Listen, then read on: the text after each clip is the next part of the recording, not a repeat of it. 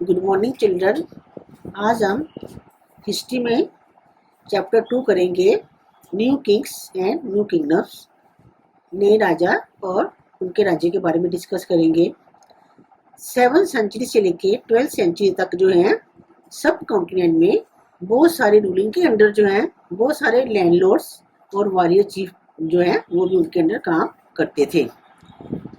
और उन किंग्स ने उन सबॉर्डिनेट्स को उनको सबॉर्डिनेट्स या समंतास कहा जाता था। लैंडलॉर्ड्स और वॉरियर को सबॉर्डिनेट्स या समंतास कहा जाता था।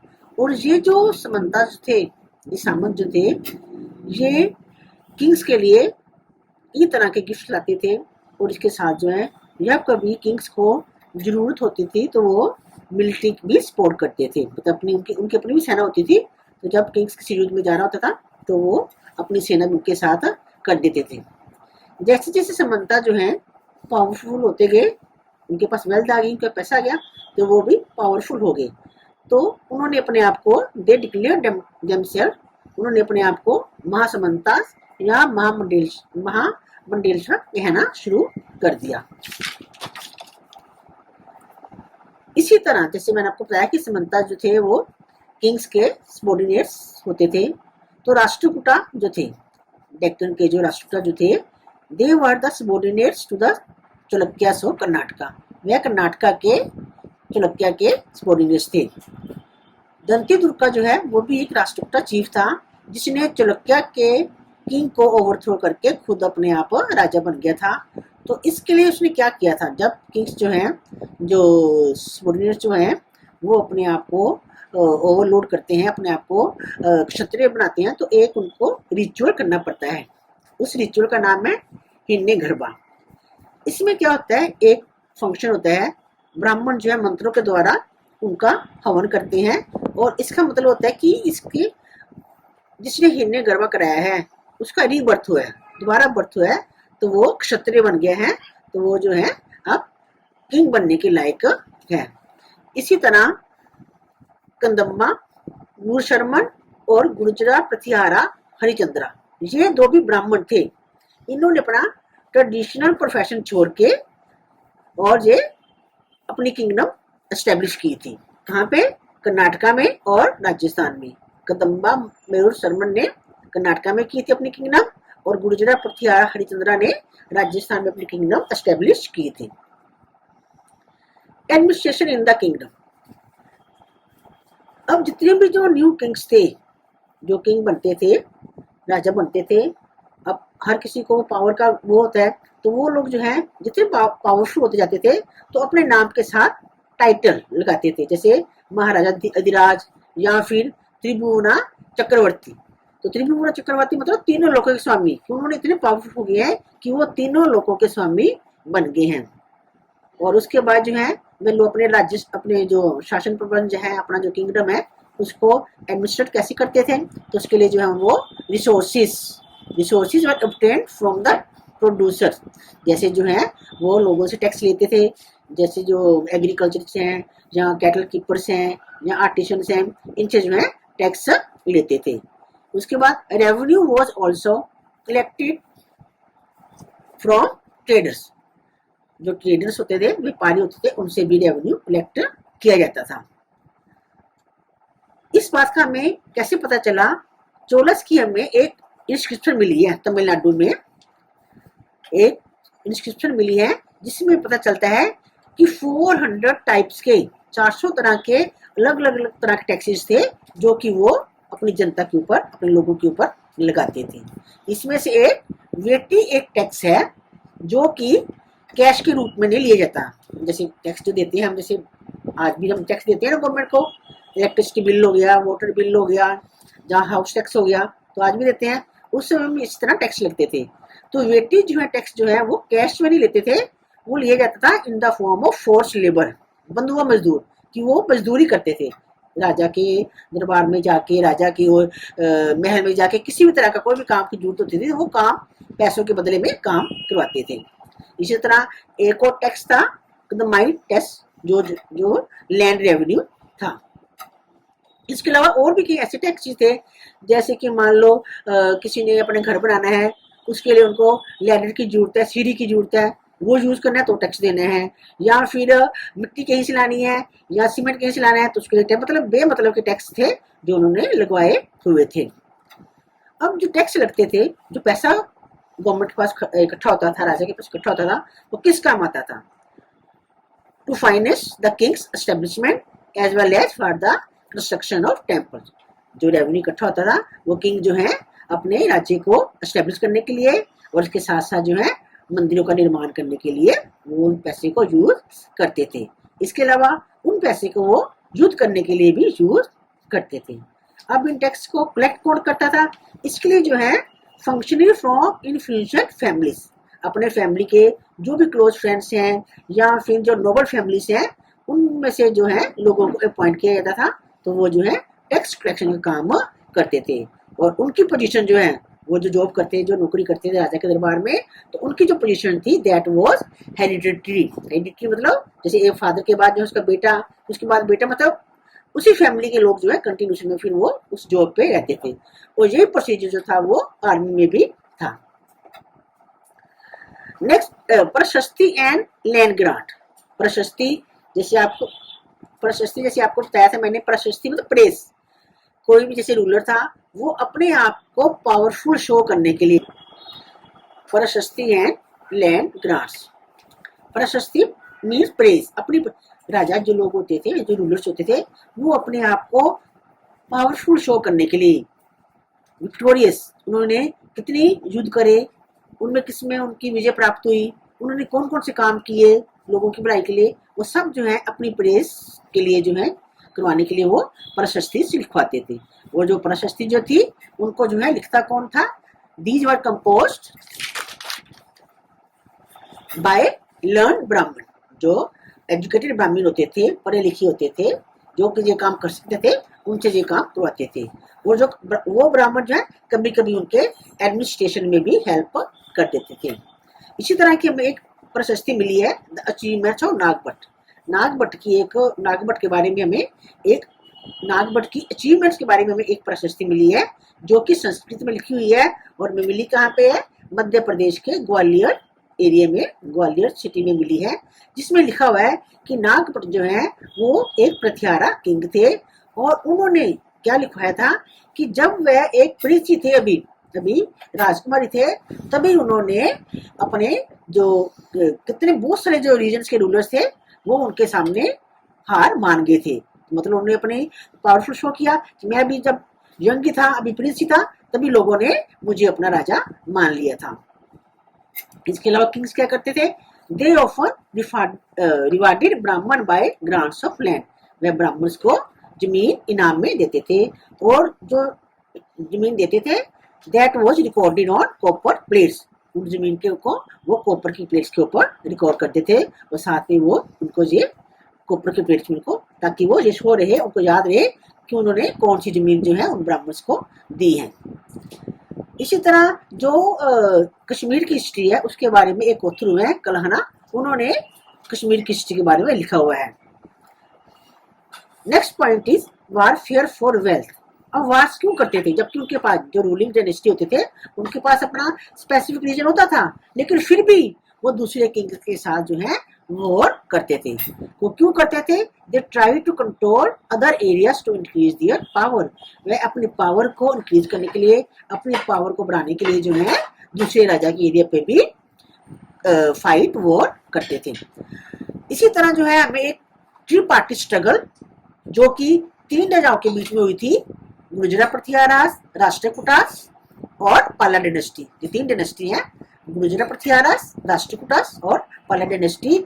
इन तीनों के बीच में भी कनौज एक गंगा वैली के पास एक प्रोस्पेरस सिटी है, एक बहुत ही मतलब बहुत अच्छा, बहुत ही फर्टाइल एरिया है।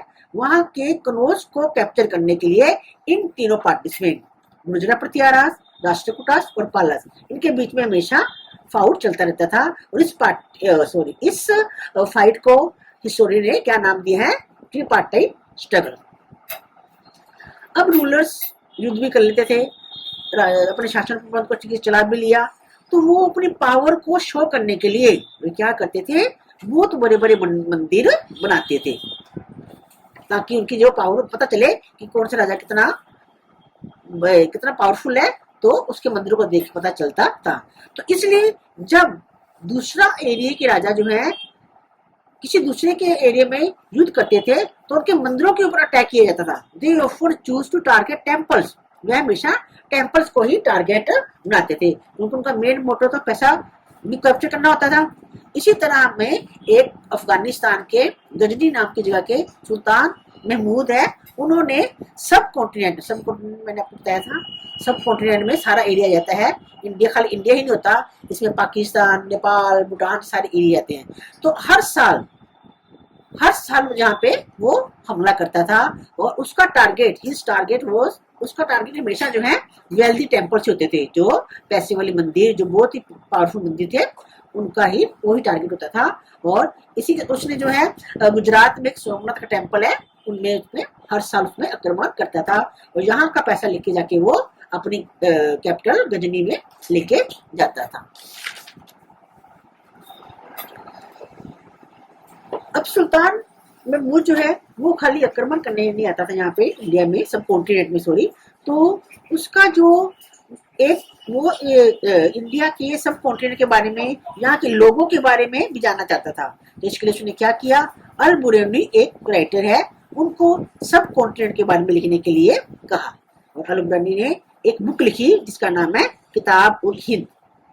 इन सब कॉन्टिनेंट के बारे में एक बुक लिखी, उस बुक का नाम क्या है, किताब उल हिंद। और ये जो है कौन सी लैंग्वेज में लिखी गई, अरबी लैंग्वेज में लिखी गई। और this is an important source for historian को इस बुक से उस टाइम के बारे में बहुत सारी बातों की इंफॉर्मेशन मिलती है।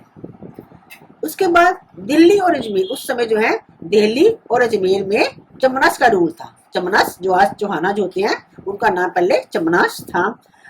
उन्होंने भी अपना एरिया को एक्सपेंड करने के लिए बहुत सारी फाइटिंग करी, वेस्ट और ईस्ट की तरफ उन्होंने अपने एरिया को एक्सपेंड करना चाहा। चमना का एक बहुत ही फेमस, बहुत ही पावरफुल रूलर था पृथ्वीराज सेकंड जो है, उन्होंने 1168 से 1192 तक रूल किया और 1191 में उन्होंने एक अफगान रूलर थे सुल्तान मोहम्मद गोरी, उनको हरा दिया था। 1191 में पृथ्वीराज चौहान और अफगान रूलर जो मोहम्मद गोरी था उनके बीच में युद्ध हुआ, लेकिन पृथ्वीराज ने मोहम्मद गोरी को हरा दिया। लेकिन नेक्स्ट ईयर फिर मोहम्मद गोरी ने आक्रमण किया, तो उस युद्ध में जो है पृथ्वीराज की हार हुई और उसका एरिया जो है मोहम्मद गोरी के पास चला गया।